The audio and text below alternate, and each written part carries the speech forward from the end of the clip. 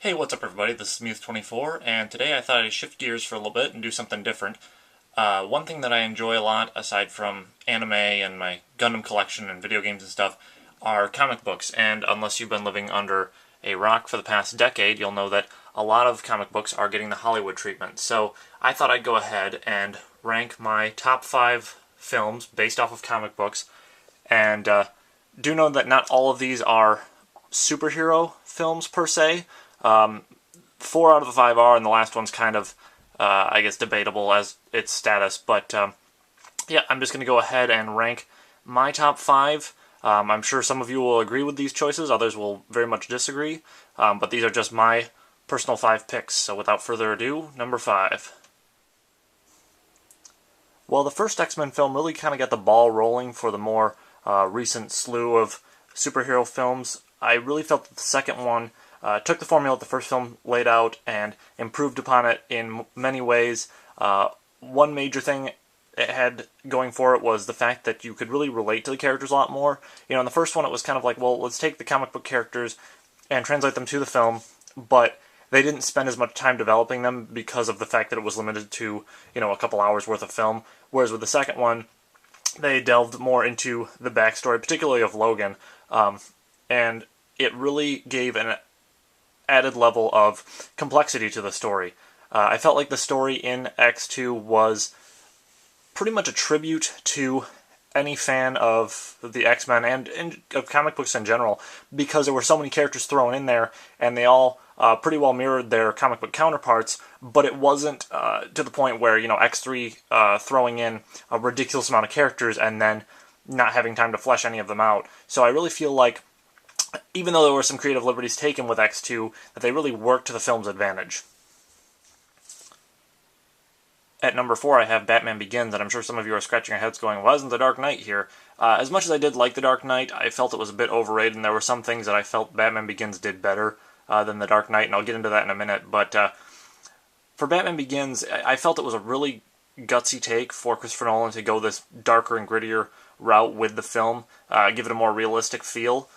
And to be honest, if there's any medium outside of the comic books that I felt Batman has been best translated to, it'd have to be the 90s cartoon series, because it kept that darker feel, but also retained the comic book stylings, whereas the old 80s and 90s films, the first one with Jack Nicholson was okay, but after that, they really got to be absolutely ridiculous and focus more on the, you know, goofy cartoon antics more than anything else. And for Christopher Nolan to go ahead and go this darker route with the new films, I felt was a big gamble, but it really paid off. He took some creative liberties, and I think they work really well for the film, because if he had tried to do exactly as the comic books were, that it probably would have been better than the 90s films, but I feel like it still would have been nowhere near as successful as what he managed to accomplish with Batman Begins and The Dark Knight. Now, the one thing that I would have to say that Batman Begins has going for it more than The Dark Knight, at least in my opinion, is the fact that it feels like a comic book movie. It's true that Gotham City looks more like any real American city that you would envision, but there's also a very distinct comic book styling to everything. You know, things are over-dramatized a little bit in terms of the architecture and you know, the lighting and everything, whereas in The Dark Knight, it felt like I was watching this Batman movie unfold in Chicago, which just, it didn't work as well for me. It's not to say that I didn't like The Dark Knight, but I just didn't feel it was quite as strong, and that's one of the reasons for that. So Batman Begins takes the 4th place.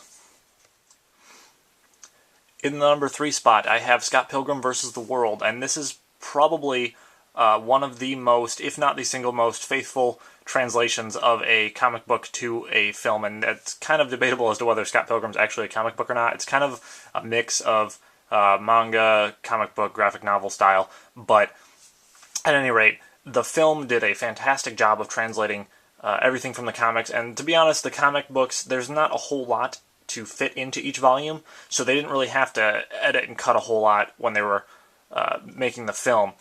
Now, it definitely has the comic book stylings when they, you know, have the pop-up text bubbles and some of the cool little video game references and stuff. And I felt that even though some people might not like Michael Cera as an actor, this was one of his first roles that he did where it was something different than what he's done before, and I think he did a really good job with it. I also felt that the evil X's were portrayed very well, and that Ramona Flowers really stood out. And it was just a fun film without losing its roots in the comic book story that it's based off of. And in the number 2 spot, coming very close to number 1, I have Watchmen, and I know some people went ahead and knocked this when it came out, saying that they didn't take enough creative liberties into play and that they didn't explore the possibilities with this, but I felt that was a really hypocritical thing to say, because most people who said that are the same people who knock other films for being too creative and straying too far from the source material. So for me, this was one of the most faithful representations of a graphic novel or comic book in film version, and I understand that there were some changes made, especially in the ending with the way that the conclusion happens and everything. But I feel like just for the atmosphere and the mood that the movie has, being a little bit different from the comic book, that it worked better for the film. You know, the ending of the comic book was cool back in the day, but I don't really feel it would have translated so well to you know, the more current crowd, if you will. That said, I do feel like there were some weaknesses with particularly Ozymandias' actor. I didn't feel he was a bad actor per se, but just the portrayal of Ozymandias wasn't the best. But Jackie Earle Haley was perfect as Rorschach, and you know, even the rest of the characters, I felt they did a pretty strong job throughout. So it really captured the comic book feel, really captured the dark and gritty atmosphere of Watchmen, and it was really close to coming to number 1.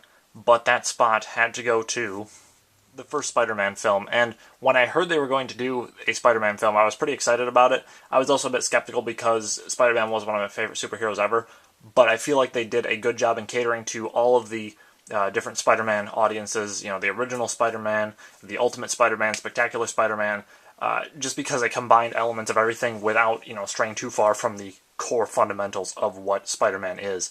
I felt like the story was well done and the pacing was pretty much perfect. We got to know enough about Peter Parker's real life and his life as Spider-Man.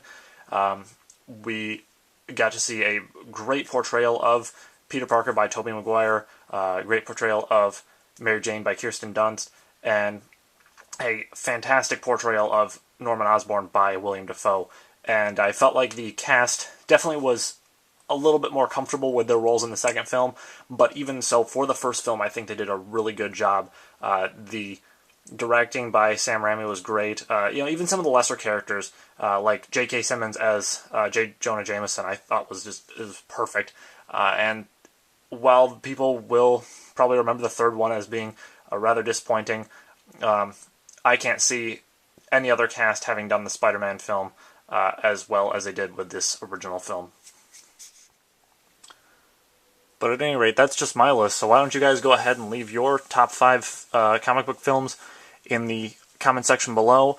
Maybe you can give me some feedback on what you thought of my list, good or bad, and I'm sure there will be a lot of people saying, why wasn't The Dark Knight on your list, over and over again, but at any rate, with that, I will see you guys next time.